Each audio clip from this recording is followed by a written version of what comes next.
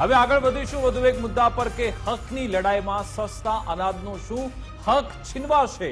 કારણ કે સામી દિવાળીએ રાશન દુકાનદારો હવે હડતાલનું શસ્ત્ર ફરી એકવાર ઉગામ્યું છે, કારણ કે અગાઉ અનેકવાર આ રીતે સસ્તા દરનું જે અનાજ જે લોકો વેચતા હોય છે, તે વિતરણ ધારકો છે, તે રાશન સંચાલકો છે, આંદોલન કરતા હોય છે. ફરી એકવાર તેમણે હવે આંદોલનનો ઉચ્ચાર ઉચ્ચાર્યો છે. 17,000 રાશન સંચાલકો અસહકારનું આંદોલન શરૂ કરવા જઈ રહ્યા છે.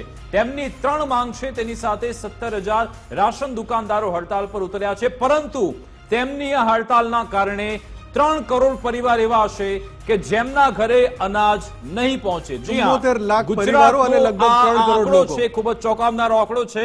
આપણે લગભગ 7 કરોડ વસ્તી હશે મુફદ્દલ, કારણ કે હમણાં તો વસ્તી ગણતરી થઈ નથી, પરંતુ આપણે એવો લમસમ આંકડો લઈ લઈએ કે 7 કરોડની વસ્તીમાં 3 કરોડ કરતા વધારે આંકડો એવો છે કે જે સસ્તા અનાજ આધારિત છે. અને જો આ હડતાલ ચાલુ રહેશે તો આ લોકોને અનાજ મળવાનું સસ્તા અનાજના દુકાનદારોના પ્રશ્નો ઘણા બધા છે અને ઘણા સમયથી વાર્તાલાપ વાટાઘાટ ચાલે છે. સવાલ અહીંયા એ છે કે જ્યારે તહેવારો હોય અને સસ્તું અનાજ એ જેમને અપાય છે એમનો અધિકાર છે, એ કોઈ એમના પર અહેસાન નથી. સસ્તું અનાજ તમે જેને આપી રહ્યા છો, ગરીબ કે મધ્યમ વર્ગ, એના ઉપર કોઈ અહેસાન નથી કરતા. ના તમે કરો છો, ના રેશન શોપ ડીલર્સ કરે છે, ના સરકાર કરે છે. જે પણ થઈ રહ્યું છે એમના હકનું અનાજ છે, એમના અધિકારનું અનાજ છે. એ જનતાના જ નાણામાંથી ઊભું કરાયેલો એ જે ફંડ છે એમાંથી અનાજ આપવામાં આવે છે. દુકાનદારોની લડાઈમાં જનતા કેમ પીસાય? દર વખતે જનતાનો મરો થતો હોય છે જ્યારે પણ આવું હડતાલ. ટાઈમિંગ જુઓ તમે, દર વખતે તહેવારોના સમયમાં આ રીતે તમે નાક પહેલા દબાવો. જ્યારે હડતાલ થઈ હતી ત્યારે પણ દિવાળીનો સમય હતો, ત્યારે પણ સરકારે તમારી સાથે બેઠકો કરી હતી. અને હવે ફરી એકવાર તહેવારના સમયે અને તમે સસ્તા અનાજની હડતાલનું દુકાનોમાં ઉગામ્યું છે. જેટલા કૌભાંડ થાય છે એટલા કૌભાંડના ઇતિહાસ છે. કેટલું સસ્તું અનાજ જે બારોબાર જતું રહે private છે, ગોડાઉનમાં અનાજ આખા જતું રહે છે. ટ્રક પકડાય છે. એ ક્યાંથી પકડાય છે ભાઈ? બધું જો ક્યાંથી? યોગ્ય થતું હોય તો ક્યાંથી પકડાય છે?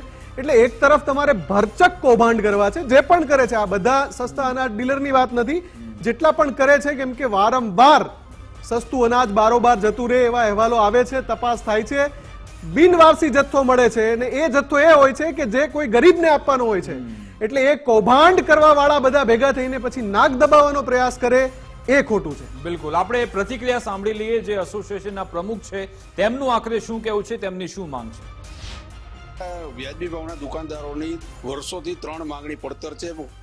2022ની અંદર સરકારશ્રી દ્વારા 150 રૂપિયા પ્રતિ ક્વિન્ટલ જે કમિશન છે, કમિશનની અંદર પછી વધારો નથી કર્યો, એટલે અમારે 300 રૂપિયા પ્રતિ ક્વિન્ટલ કમિશન કરવા માટે 20,000ની જે મિનિમમ કમિશનની સરકારશ્રીએ જે માંગણી કરેલી છે, એ માંગણી છે એમાં 97% વિતરણ થાય તો જ મળી શકે એવી જે શરત મૂકી છે, એ બિનજરૂરી શરતને હટાવવા માટે અને 1% વિતરણ ઘટ મૂકે, એ 3 મુખ્ય માંગણી છે. સરકારશ્રીની સાથે અમારી જે વ્યાજબી માંગણી છે, એટલે અમને પણ એવો આશાવાદ છે કે સરકાર અમારી વ્યાજબી માંગણી સ્વીકારશે. જો સરકારે વ્યાજબી માંગણી નહીં સ્વીકારે તો અસહકાર આંદોલન છે, આંદોલન કરી અને અમારી વિતરણ વ્યવસ્થા છે એ